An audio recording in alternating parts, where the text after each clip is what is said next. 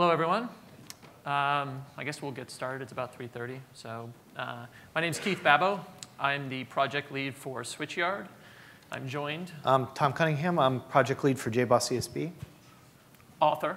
A beginner's guide with Len and DiMaggio here. Excellent. All right, let's get started. OK, so just for people coming in case you're in the wrong room, today we're going to talk a little bit about JBoss ESB and SwitchYard. We'll give a kind of a brief overview. Just show of hands, who knows JBoss ESB? OK, and now it's time for my feelings to get hurt. Who knows about SwitchYard? Oh, all right, that's awesome. OK, so we're going to talk a little bit about both projects. Not really a deep dive into either one. We're assuming some knowledge there. But we will introduce the concepts we're going to discuss during the talk. I have a deeper dive on SwitchYard tomorrow, I think at 2 p.m. So come join that if you like what you see. Really what we're going to be talking about is at some point in the future, you might be looking to move from JBoss ESB to SwitchYard. And so we're going to talk about the differences and similarities between the two projects, and also share some advice in terms of how you can transition from one to the other. We have plenty of examples in the slides. I'll also have 2 demos at the end, so that's exciting. It might work, might not. Who knows? At the end, after the demos, we'll talk a little bit about the future of both projects. Both projects are very active. Tom just had a release that he'll talk about, and we're doing releases all the time in SwitchYard. So, and finally, I hope that we can, we'll definitely have time at the end for feedback. Please reach out to us either after this session in the community. You'll hear some stuff today. There's more to the transition, more to migration. We can't touch it all today, and we'd love to continue this conversation and really get this conversation started in the community so people with existing projects can come and ask for advice, and we can kind of get out some patterns on how to move between the two projects. So JBoss ESB started off with a rosetted code base, which was donated from a Canadian health insurer in 2006. And since then, there's been 11 community releases. The most recent one was 4.11. We're commercially supported in JBoss SOA, and just earlier this year, we published a beginner's guide. OK, so for SwitchYard, this is our next generation ESB. Kevin Connor and I did a talk 2 years ago at JBoss World called Next Generation ESB. At that time, it was called ESB 5, JBoss ESB 5. After that, we decided to actually split it off and create a separate community so we could focus the work around this next generation ESB inside of SwitchYard. But really, you can think of it as just the next major version of JBoss ESB. It's the same team that works on it, same end goals in terms of SOA Platform. The main difference with SwitchYard is we're a lot more focused on creating at the application layer, so creating service-oriented applications. Ultimately, that's the goal of an ESB. It's what it should be doing for you. So things like ease of use, kind of smoothing out core stuff like configuration. We're really putting a lot of our focus there, and you'll see some of that today. We're also focused on kind of the complete life cycle of a service-oriented application, so starting at design time and your visual model for your application, how you test it, where you deploy it, how it's managed, design time, runtime governance, all that. All that doesn't come directly from SwitchYard, but we integrate with other pieces of the JBoss stack for it. We cut a release about 10 to 12 weeks, a little bit more around 12 recently. SwitchYard's going to replace JBoss ESB in SOA Platform 6. So now's a great time to start talking about transition strategies and this type of thing. And as I mentioned, 2 p.m. tomorrow, another advertisement for my talk. OK, so I use the term transition a couple times. It's basically migration, but it's not like you're migrating from one thing to a totally different thing. I mentioned that this is the same team. There's a certain level of continuity here going from JBoss ESB to SwitchYard, and you'll see that in a sec. And so this transition philosophy applies to 2 things. You have ESB apps today that you need to run on SwitchYard. But also, if you're thinking maybe you're going to buy SOA Platform and you're thinking of creating ESB applications today, because SwitchYard is not commercially supported right now, these are some strategies you can keep in mind in terms of how they map to one another so that when you create your new ESB applications, you're in the best position to move to SwitchYard down the line. And ultimately, this can be a gradual process. We'll talk a little bit about running ESB applications alongside SwitchYard applications and interoperability between the 2 runtimes. So it doesn't have to be a quick cutover and do everything in one big bang shot. But I will say that now is the best time for feedback. At this stage in maturity in SwitchYard, we're reaching a point where we are close to feature parity with JBoss ESB. We have a bunch of other stuff that's distinct from what JBoss ESB does. But if you have projects that are using JBoss ESB today, you should be able to pick those up and run them on SwitchYard. And so we really want feedback on what your experience is there. Certain things are broken, they're missing, they're better. So, all right. So the first thing, application configuration. This is probably the biggest piece. It's changed. If you take a JBoss ESB.xml that you have today, you're not going to be able to drop that in SwitchYard and it just works. There's actually a different application metadata model. So that's the bad news. The good news is that the mapping is not that hard to do. And we'll look at some examples. Also, the model that you're moving to, the configuration model, happens to be a standard. It's based on SCA, the assembly model. So aside from the fact that we think there's inherent goodness in this new model, it is a standard. So there's some safety in moving to a standard. And if you're familiar with SCA already, then all the better. Last but not least, we've spent a lot of time in our most recent release, 0.5, focused on tooling. And so I'll save that for a sec. I'll show you an example.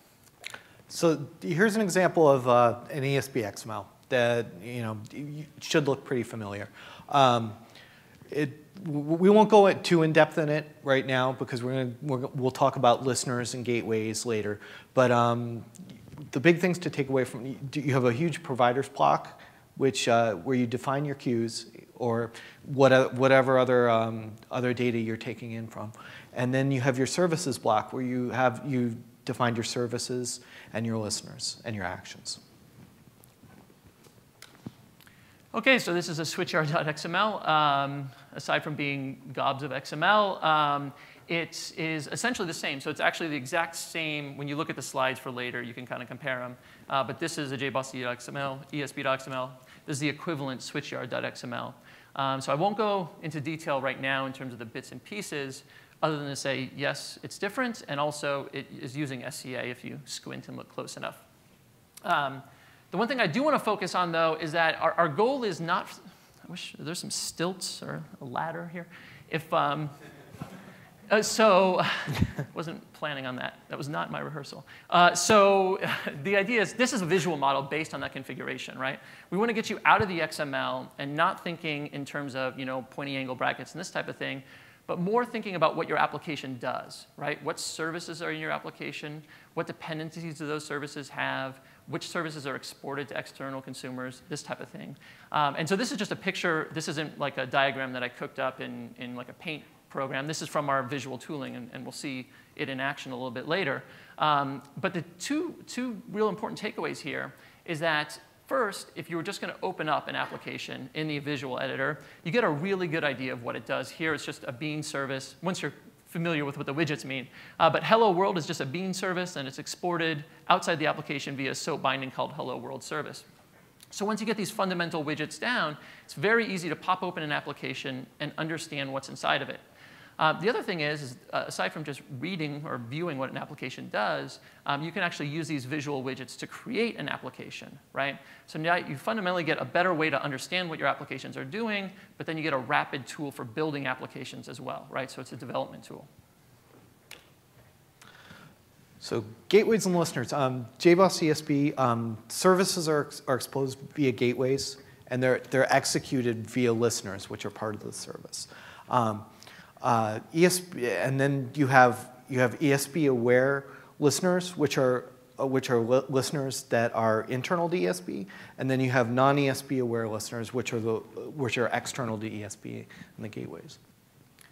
So in terms of SwitchYard, what you have as gateway bindings today, or providers, are going to move over what we call service bindings. There's a one-to-one mapping there. The whole idea of an internal listener or an ESB-aware listener is gone. See, that no longer exists. Every service in SwitchYard has to have a contract. Okay, so that's another kind of big difference between the two, is that your gateway bindings will move over, but every single one of them actually has to have a contract. And we'll talk a little bit more about what's in that contract in a second. Here's an example of the provider section that we're just basically showing where the listeners map up into the buses, and how how for the ESB, for the gateway, we have an ESB aware listener that is also is using that data.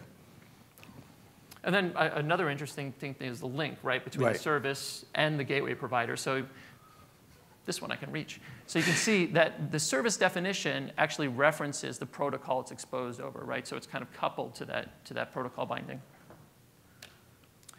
So in SwitchYard, again, all these configuration snippets I give are exact equivalents of the JBoss ESB. So again, later if you review the presentation, you can kind of see examples. But so here's this example in JBoss ESB.xml. This is the same thing in SwitchYard's SCA configuration. We have a service component here. You'll note that it has a name, and it actually has an interface. You'll also notice that it's completely decoupled from how it's actually exposed on the wire or to external consumers. So you can see the listener or the service definition doesn't link out. Actually, as a separate step, you promote this service in your application. So there's a step, there's a workflow where you create your service component, and then you elect to export it outside the application. This is a lot like modular architectures, like an OSGI, where you export a package, right? And then when you do export that, you get to choose what the actual binding is, and we see a JMS binding up there. So from gateways and listeners, like how are those going to move between the two? What are the relationships there? All of your ESB gateways will become service bindings in SwitchYard, right? One-to-one mapping, very, very straightforward. The listeners just go away. You don't have to worry about that anymore. In the time you save considering that, you're going to need to think about what the contracts are for your services. In some cases, you're going to have those already if you're using SOAP processor, SOAP proxy, EB web services. Likely you have a contract already, right? But for other types of services, particularly things like JMS, maybe you don't, right? I mean, you really do. Every implementation has a contract. You just haven't gone through the step of documenting, and now is the time when you're going to do that, right? So if you're accepting a Java object or you're accepting an XSD or an XML message, you're going to need a WSDL that describes that interface. And the other thing is, in terms of actually the configuration, all gateway bindings in SwitchYard have configuration schemas, XSDs, that back them up. So you can look at the properties you have defined in your listeners, and you can map those directly over to the schema definition in SwitchYard. So routers and notifiers are the ESB's way of outbound communication. Notifiers are ESB unaware, and routers can be both. They're both properties driven because they're driven by actions, and they're distinct, completely distinct. They don't map with gateways and listeners.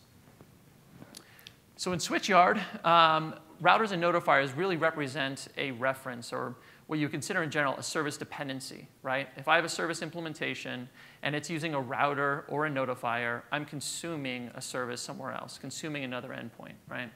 And in SwitchYard and in just SCA more fundamentally, that needs to be documented, right? That's an important detail when you go to package up your service. What dependencies do I have on other services? So what you're going to need to do when you look at your JBoss ESB.xml is find the router and notifier entries and document those as service references. Just like gateway bindings, all of this configuration is schema constrained, so you don't have just arbitrary property blocks where you specify settings. There's actually an XSD backing it up. And also, gateways in SwitchYard are bidirectional. So as Tom mentioned, in JBoss ESB, there's gateways and listeners and routers and notifiers, depending on if you're going inbound or outbound, which once you get comfortable with is fine. It's a little hard to get used to at first. But now in SwitchYard, it's just gateways. Gateways in, gateways out, gateways all around. Just like services, references have to have a contract as well. That's a critical part to other things we do in terms of data transformation and this type of thing. So just like with your service bindings, you're going to have to think about, I'm invoking this service, what's the contract? And this can be easy. It could just be, it's Java, right? And I'm passing a Java object, and I'm merely documenting what I already do. Or it could be a little bit more sophisticated. You could switch to start using XML data structures. You could just provide a name for like a JSON message or this type of thing. But you have to have a contract. So here's an example of a ESB notifier, and you can see it's in action. We've defined the class as notifier. inside, it's defined, it's configured with properties. And this one, it basically is going to output to a file. And if you notice, we've hard-coded the file name inside, but it's inside the service. Okay, so taking this notifier definition here, here's what it looks like in SwitchYard. So last snippet we saw, we were a service, and we were exporting that and making it available to external service consumers. Here again, we have a component definition. This time, though, it has a reference. And that reference has a contract. In this case, it's WSDL. We're referencing a WSDL. And then we promote that and say, OK, this service that I'm invoking is actually available outside the application. In order to get there, I need a binding to do so. And so in this case, we've actually documented it with a file binding that you see there and a couple of config settings, which is equivalent to what you saw in the JBoss ESB Notifier. So in terms of the options that are available to you, another thing we did in 0.5 is filled in our list of gateways providers from JBoss ESB. So you can see the list here, SOAP HTTP, JMS, JCA, file, variety of FTP and secure FTP options, TCP, UDP, SQL, and schedule, which technically is not a transport, but it is a gateway. So the two that are missing right now are HTTP and JPA. They're kind of underway. At least JPA is almost done. It's just a little bit finicky. So that'll be next release. In terms of, so I should mention also Camel. So there's a Camel gateway in JBoss ESB today for inbound, right? You can use the same mechanism in SwitchYard. So for Camel components that we don't package directly, you can still add your own into the, you would add modules in AS7, and basically those would resolve via our package scan implementation, and then you could actually just define a direct URI for inbound. The interesting thing is I mentioned that SwitchYard uses gateways inbound and outbound, so you can use Camel gateways for outbound now too. So this would be equivalent to like a Camel router or notifier in JBoss ESB. So that's kind of nice. One detail here around custom listeners. For people, who here has written a custom listener gateway in JBoss ESB? OK, all right. So for you guys and for anyone else, this will be an area where there's going to be migration hit, right? You're going to move APIs. You're going to have to come over and implement it again with SwitchYard. How many have you written? Just out of curiosity, you care to share? A couple. Yeah. OK. Cool. So maybe as a separate drill down, we can talk about that. But we have. So there is some effort in terms of migrating those. The nice thing is that we've really got it dialed in how we incorporate the tooling, the config, and the runtime of every listener. And we use it across all of our gateways, or I should say gateways. But it's completely extensible, so users can come in and add their own, and then it just natively integrates with the tooling and our config model and all that kind of stuff, right? So it's not too shabby. OK, so transitioning between the two. I mentioned before that it's really important to identify dependencies. So this is something you're going to have to do now when you move to SwitchYard from JBoss ESB. And those dependencies take two forms in JBoss ESB. You can use service routers, right? So that would be like static wiretap, static router, sync service invoker, right? All of those identify a service by name. So that's nice. So there's no like implementation details or binding details coded in there. But there's no contract, so you'll need to identify that. And then the other examples would be doing things like notify files, notify JMS, JMS router, this type of thing. You're going to actually have to identify a reference for that and then promote that with a JMS or whatever binding in SwitchYard. So the service pipeline. In ESB, the action pipeline is an ordered list of actions. And it's you can combine out-of-the-box actions that you get from JBoss ESB and your own custom actions. So the action pipeline is a combination of schemas. So the action pipeline itself is schema-based, and property definitions, which are the actions themselves. And in ESB, all services use a processing pipeline. OK, so in SwitchYard, this changes a bit. You're actually going to use Camel routes instead of an action processing pipeline. There's 2 flavors there, at least that we support in SwitchYard. You can use, if you like the XML syntax that's used by the action processing pipeline, you can use Camel XML, or what they call their Spring DSL.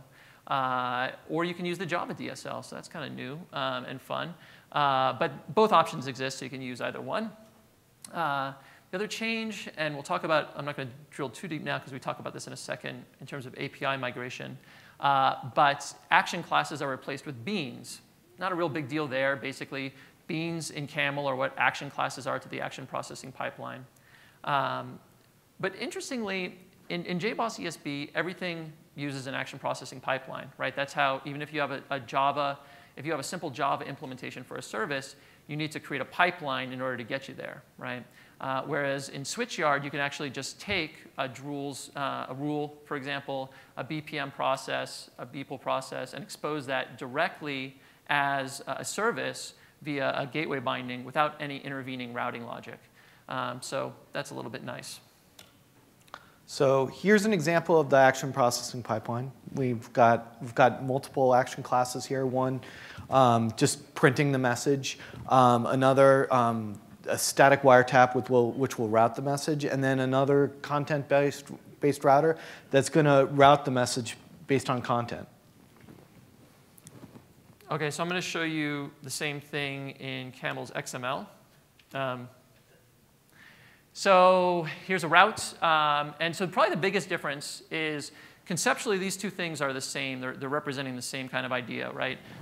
So that's nice because it provides kind of continuity in transition, that it's just one step at a time, right?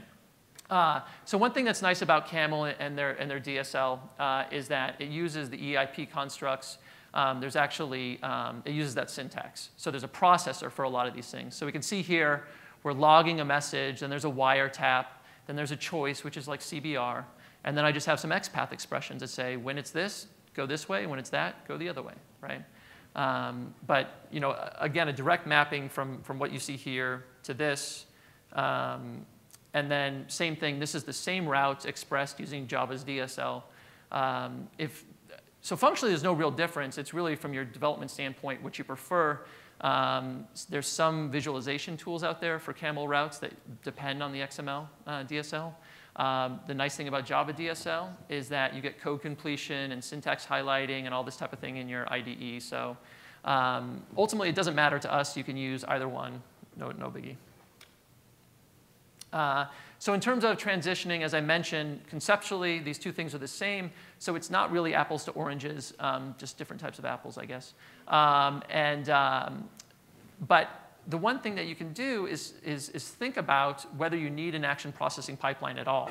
And in some cases, and depending on your application, maybe many places, you don't, right? You can eliminate that step entirely. And from a transition and migration standpoint, that's a win because you no longer have to think about that anymore. You just have your business logic that you're just moving directly over, right? You have your rules definition that's just going straight over, and you're not messing around with any Camel stuff to get there. OK, so next subject, the APIs. So like config, APIs are an area where there's just going to be a change. If you're using ESB APIs before, those APIs are different now. Different project. So bad news, that was the bad news out of the way. The good news is it's not changing all that much. The other good news is you might not even need to use those APIs any longer. So it might be a good opportunity to purge your code of any runtime-specific APIs. So in ESB, custom action classes, we used for implementing your business logic or for enriching routing logic. And you have multiple options for what you're going to implement to create your action class. It can be anything as easy as implementing the bean configured action, which basically is just an empty interface, to any of the other the action lifecycle ones, which the difference between these ones is how much of the life cycle they actually implement.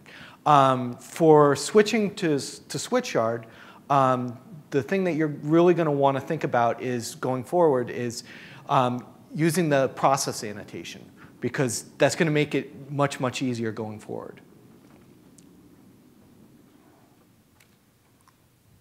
Here's an example. What we're just saying here is there's multiple ways of having methods, in your action class. You can have the default process method, or you can have a named method that you configure in your JBoss ESB XML.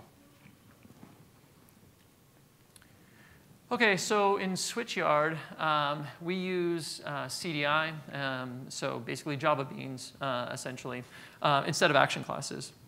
And that works nicely for a couple reasons. One is that you can just take those CDI beans and turn them directly into services. So you don't need to incorporate them into an action processing pipeline. The other nice thing is that if you do want to do that, you still use CDI. So if you want to call a bean from a Camel route, you're just using a CDI bean there in SwitchYard. So it works both ways, very flexible. So here's an example of turning a bean into a service. Basically, you see there's just an @service annotation there. Our runtime, when you deploy it, it'll automatically pick that up, register it on the bus as a service. You even see an example here of injecting a reference. So the contract for this service is Java, but that's just a Java interface. Underneath that inventory service, it could be anything. It could be a business process. It could be a JMS queue. It doesn't really matter, right? This logic is isolated from that. It's implementation and binding abstraction through that interface. So beans in a route, same kind of principle. In the bottom right there, you just have an @named on your bean. That gives the bean a name in CDI. And then in my Camel route, I don't know if you can read it, but I just route to that bean by its name. Very, very simple. Kapow.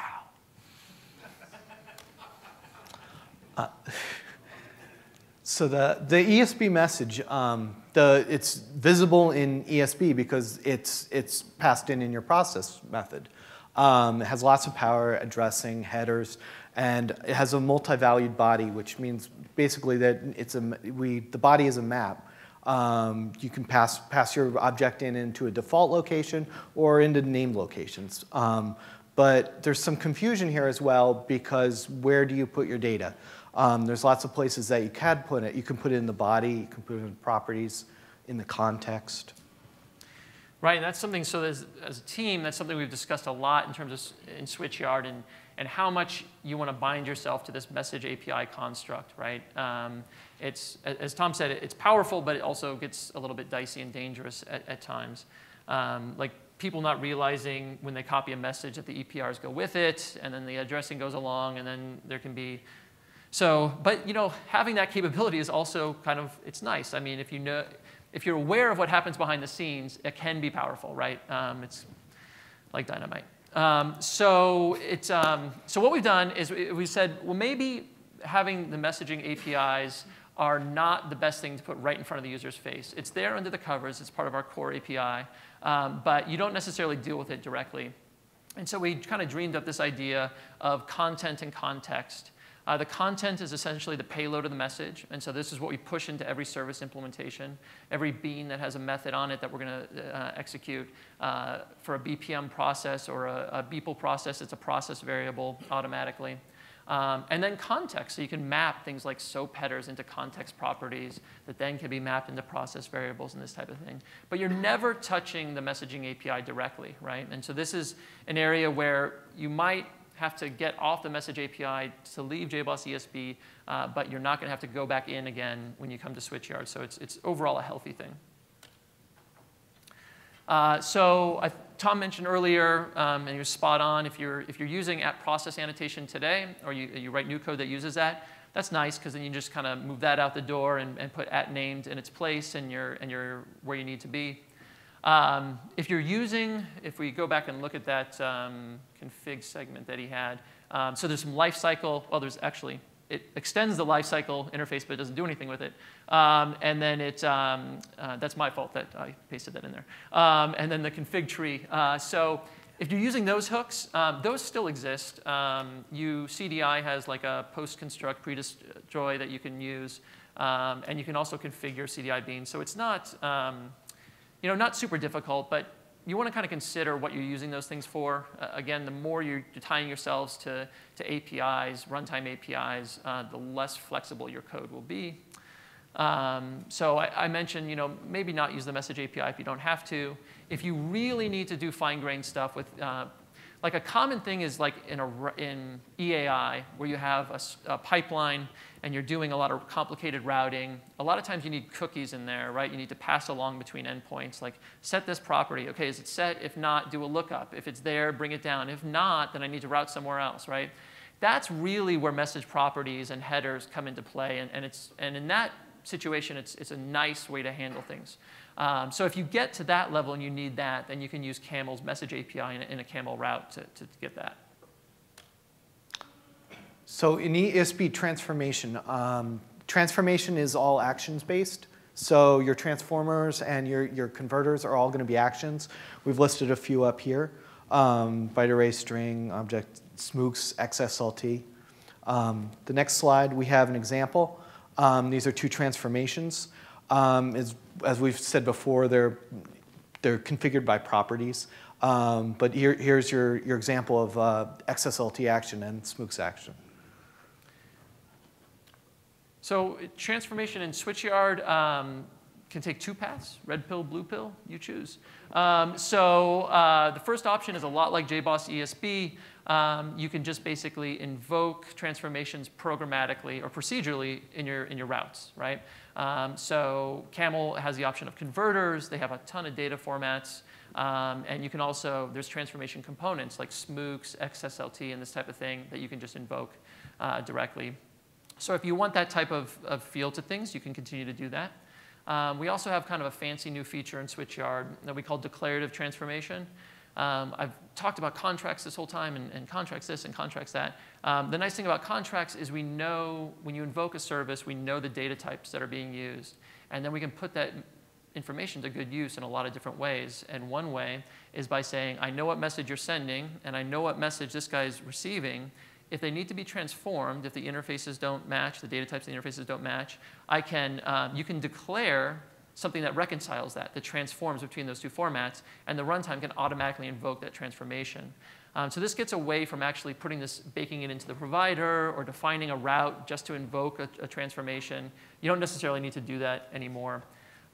There's plenty of options, JAX-B, smooks. You can write your own in Java, JSON, XSLT. Here's what the procedural option looks like in SwitchYard. So basically, we just say, go to this URI, which is an XSLT component, invoke this XSL. Then go to the smooks component, invoke a smooks transformation. Looks very similar to JBoss ESB. Here's a rather confusing slide about what it looks like in SwitchYard. But on the right there, we have a bean service. Okay? And so you can see that there's the code there, but that's what it looks like in the visual model. And over here, I'm going to break my leg on this thing before this presentation's over. We have a SOAP binding. And so the idea is you can see the implementation over there. It's expecting an order object. The SOAP gateway here is accepting an XML message. So something needs to happen, right? Something needs to change between receiving it in the SOAP binding and receiving it in the bean. And so what you can do is in your application, you can define, or external to your application, you can define a transformer. And we're saying this one's implemented in smooks, and we go from this type to this other type. And so whenever we receive a SOAP message in that gateway, it'll automatically invoke that transformation before it gets to the bean service. So the nice thing is it completely decouples it. You're not writing the routing logic. Also, this works for anything, not just this service, right, but any service that uses these types. So it turns out to be kind of flexible. So the registry. In JBoss ESB, Apache Judy's is a UDDI implementation. It's, the one we use right now is UDDI v3. It's used as a runtime, both as a runtime registry and as a publication registry. And the runtime registry part is where we differ from SwitchYard. Right, so some of Tom's worked in the registry code a lot in JBoss ESB, and I think we've got it, kind of tuned to the level where there's some problems earlier. Now it's kind of smoothed out. But it turns out we don't think that people use that registry information very much. It's used by the ESB extensively, and that would be kind of a runtime registry. But we haven't seen it circumstances where people are using that from external clients a lot. If you do that, please let us know, because it's interesting data. But in SwitchYard, the runtime registry is completely in memory and internal. So it turns out to be fast, and we don't think we're giving up anything in terms of functionality. We will look at packaging Judy as a separate UDI registry that's just an ancillary piece that comes in the box. And it is interesting to publish information on endpoints in the ESB in that UDI registry. It's just a manual step now. The user elects to do so versus the runtime automatically publishing it there. So deployment. In JBoss ESB, we deploy an ESB archive. We have a custom AS deployer, which deploys it. We support embedding wars and jars inside of your ESB archive. And we run on app server 4, 5, and 6 series. So for SwitchYard, you can deploy SwitchYard apps as a jar, as a war, or as an ear, as a jar within an ear specifically, using our own custom AS deployer. We don't support, this is something I really want to do, but we don't support yet, is having our own archive type where you can embed other pieces inside of it. We're going to do some really cool stuff with that in the future, but right now we don't have it. So that's a delta right there. If you're using ESB archives today and you have wars inside of them and this type of thing, we don't have that yet in SwitchYard. We do run on AS7. We ran on AS6 for a while. We weren't sure anybody was interested in it, so we kind of just deprecated that piece. All the code's still there, so if you care about it, you can just pick it up and run it. But we stick with AS7, which works nicely for us. So testing, this isn't so much something that you have to migrate. It's actually a tool for migration. Testing is one of my little soapbox things for SOA apps. I really believe in testing and the power that it gives you as a developer, particularly in integration-style applications that are very complex. And the idea is that instead of doing this big bang testing where you bake the entire application, then you test it from the outside, you should have an iterative model where, or iterative even, iterative model where you write a service implementation, you test it, right? You have some transformation logic, you test that in isolation. Now you add a binding, you can test that, right? You build this out, and by the time you're done, you actually have much better test coverage over what that application is doing, and you get a lot finer grained detail in terms of where the error might show up. So you can actually apply the same approach to migration, right? If you have some code today, let's say a rules definition that you expose as a service, well, you can bring that over to SwitchYard and forget about the bindings for a minute, forget about any data formatting that's going on, and you just want to push an object into that and make sure it works in SwitchYard too, right? Well, you can write a unit test that will basically bootstrap the SwitchYard runtime, deploy your application, and get that rule fired up, and then just fire a message into it. And if it works, great. Now you're ready for the next thing. And so this is part of this gradual migration process where you can start looking at SwitchYard now and evaluating how you might move forward. OK, the other thing is in terms of gradual moving, the idea that you can run JBoss ESB and SwitchYard side by side. And they can communicate with one another just with gateways that they already have. I mean, they're both ESBs and they both do integration. So this is something we're gonna work more on instead of just kind of saying like, yeah, and then it works. We're actually gonna, in the community, document this and say like, these are the protocols we've tested. We think that they work. Here's some example code to do it yourself, and really try to get that fired up because we really don't want to treat it as just like a really severe off ramp from one project to another. We want it to be kind of a smooth, gentle transition. Okay, let me check the time. Oh, we got loads of time. Okay, so we're going to talk about some examples here real quick. I'm going to do a little bit of a demo. So Tom will introduce the ESB app. Yeah, so the ESB app would be the Hello World Quick Start. It's just basically a custom action, and there's a JMS gateway and an ESB aware listener. That's basically all there is. All right. Oh, and then there's the custom action. All it's doing is printing the message body. All right. So I'm here to challenge the demo gods and deliver a live demo twice. All right. So this is, we spent a lot, well, some of it, the team has spent a lot of time on the tooling in 0.5. I'm pretty excited about it. I really think it adds an extra dimension to what we already have. We had some stuff in Forge, which is dynamite. I really like Forge 2 for getting up and running fast. And I think the visual tooling just really puts it over the top in terms of as I said before, understanding what's in your application, but also serving as a rapid application development tool for creating applications. So what you see here is a composite, which is just an SCA term for your application. And so Tom mentioned there's a Java bean that implements a service, and then it's exposed over JMS. So I'm just going to walk through creating that from scratch real quick.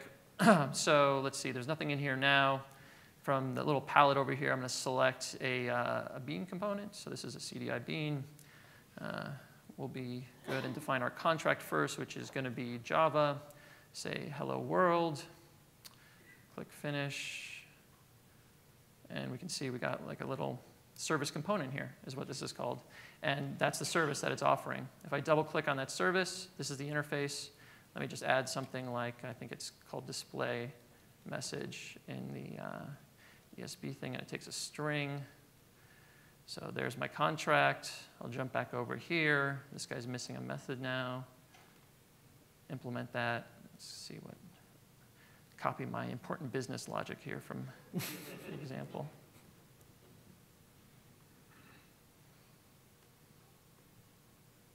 And so we can see, in his example, in the JBoss ESB Quick Start, we're taking the message in. Here, our contract is specifically identifying it's a string, which is essentially the body of the message, right? Right. So we'll just change that to message. Good to go. We mentioned this is exposed over JMS. I also said that we kind of have this modular approach. So there's these service components, and we choose what gets exported outside the application. So I'm going to go ahead and promote this so that it's available outside the application and add a JMS binding to it. Come over here. And then we'll name the queue hello world. OK, so I've completed my application now. I actually have a test. This part I cheated. I'm not going to write this now. But this uses our test framework. We have this idea with our tests. Let me double click that, maybe that. This idea of instead of adding functionality by extension or inheritance, we add it by composition, and we call that mix-ins. So here we're using a CDI bean, so we use a CDI mix-in and a Hornet queue mix-in because I want to write a test using this snazzy Hornet queue mix-in that will create a Hornet queue server and deploy queues and this type of thing. Anyway, so in this test class, you can see I'm saying I've got a payload hello from SwitchYard. I just create a session and send that over. And ultimately, what we expect is that this will kick our bean, which is going to dump something to system.out. Let's run it.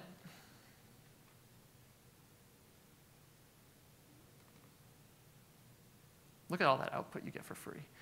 So here we go right here, right? We see that. So it's a lot for hello world. All right, so that was that. Let's jump back over here. Oh, so the second demo is going to be the web service proxy basic quick start, which is basically an example of the SOAP proxy. It's SOAP over HTTP, and we'll go to the example. Okay. And yeah, it's just we have a SOAP. We have an endpoint here that we're going to proxy, and we have 2 log statements, and that's about it for this example. All right, back to the editor. OK, so let's close all this down. Now we're going to go. We've got another application here. It's empty at the moment. It's just got some resources in it, like a WSDL that I didn't feel like writing. So again, empty application.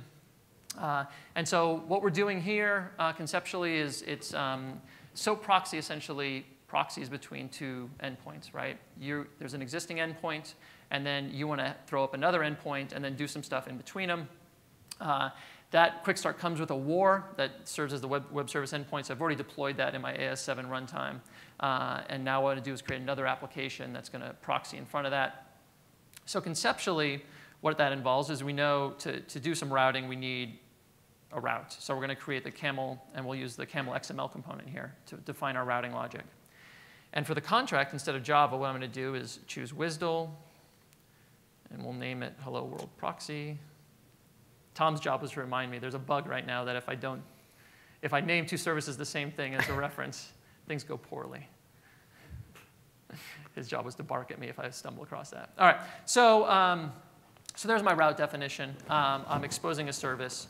But we know as a proxy what we want to do is we're exposing a service, but then we're invoking a service too, right? So let's add a reference here. And again, we'll use the same contract, which is this WSDL. And this WSDL I just pulled out of the destination endpoint, with question mark WSDL earlier. Great. So I've got my routing implementation. I'm exposing a service. I'm consuming a service. What I'll go ahead and do is both of these services are available outside the application. So I will expose the proxy service and add a SOAP binding to it. Actually, hold on 1 second. Did I click the right thing there? There it is. All right. Let's add a SOAP binding. And choose that WSDL. And I've just changed the detail of the context path. So I've got my SOAP endpoint now. So the next thing I want to do is just communicate with the existing SOAP endpoint. That'll do just fine. And now I'll add a SOAP binding to that as well. Again, using the existing WSDL. Good to go. OK, so now I've got essentially the structure of my applications complete. I've got a SOAP endpoint here that's then coming into my routing logic. And then it's going out the door to the other SOAP endpoint. Let me just go ahead and take a look at that routing logic. If I come back over here, what was this guy saying? Message before SOAP proxy. So let's change our log message here to just be the same. So it has a log message before, log message after. And then I'm just going to add an additional routing step here. Oops, that's not what I want. To go to a URI, which is a SwitchYard endpoint. Again, we're not going to provide the concrete location or concrete implementation details here, called hello world, right? That. OK, so there's our route definition. So I'm going to go ahead and do is, this time instead of testing it locally, like in a unit test, I'll deploy it to an AS7 runtime. So we'll say run on server.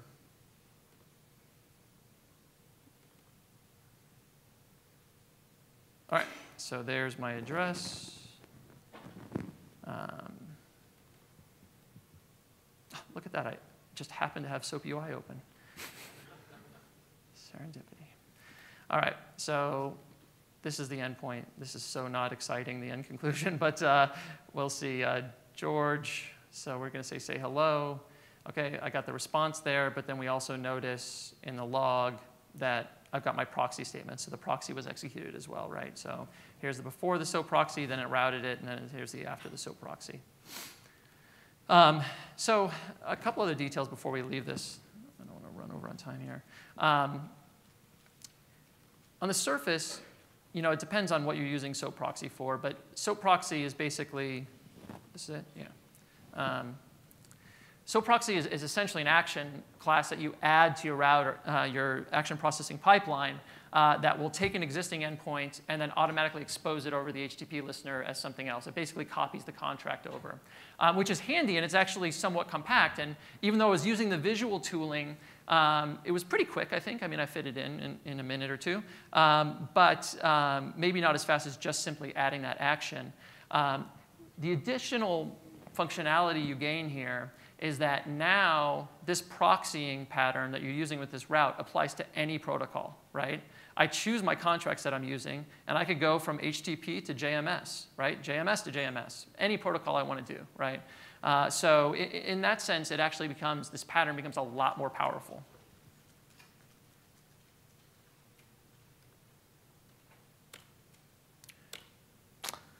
So we just released JBoss ESB 4.11, and it'll be included in SOA P5.3. The big things that we included in there were JBPM5 support. There's global pipeline interceptors, which basically intercept the pipeline at service creation, at service failure, at service end, and at service instantiation. So you could write your own custom interceptors there that do processing. We have a record route option that will work on either a message or on a service level. and we'll copy all the service information into the context, so you can see what services your message has gone through. Thanks to Kevin Connor, we have a new streaming aggregator, and this was a big performance improvement over the basic aggregator in JBoss ESB. The problem with the basic aggregator is that you need to know how many items are in your aggregation set before you start the aggregation. Now you don't need to know that. You can just stream through, and at the end you send a total, and you're done. You have an aggregation. And the final one is the Smooks fragment router improvements. Those basically, you can generate message fragments in Smooks, and now you can aggregate them. Before that wasn't possible, but the streaming aggregator lets us send that total at the end. So we now know. Sorry. Okay, on the SwitchYard front, so the 0.5 release, the beta 1, which will be the runtime and the tools that I just demonstrated, the bits are done. It's just a matter of me getting them on the site, which I failed to do this morning before I caught my plane. So by tomorrow's talk, they'll all be there, but it's done. Please, this week, if you have a chance, take a look, download it, give it a shot. We'd love to get feedback before we go final. So this is the first release with the tooling bit and a lot of the other gateways. And so we'd like to get some initial feedback to harden that before we get to our final release. There's also some bits that just didn't make it to the cut. JBoss ESB has a JCA inbound gateway, which we have also in SwitchYard. We also do JCA outbound now. That's just in the pull request queue. So that'll go in right after the beta. And then we have some things we like to call smoothing in the tooling that we just need to clean up. But that's, I mean, alone, that's 1 week works tops. So I'm hoping that we get some feedback in the forums on the tooling, and maybe we can incorporate that. And on the outside of 2 or 3 weeks, really have a dynamite tooling set up. In terms of the next release, we're looking at clustering and distribution. I didn't say anything about that because SwitchYard doesn't have it yet. But we know exactly how we're going to do it, and that's coming up next release. We also don't have something equivalent to a remote service invoker. So if you use Service Invoker today to communicate with a remote runtime as a client, we don't have that right now. That's going to go along with clustering and distribution, so it's two things at once. We do have security policy today, so you can actually say requires authentication, must be confidential, this type of thing. But we haven't hooked it into PicketLink yet, so they're like the SAML integration in JBoss ESB. That's going to happen in 0.6. I mentioned HTTP and JPA gateways. That'll come in. And then we actually already have REST support in SwitchYard based on CXF RS. We're going to add a REST easy flavor of that in 0.6 as well. Thank you.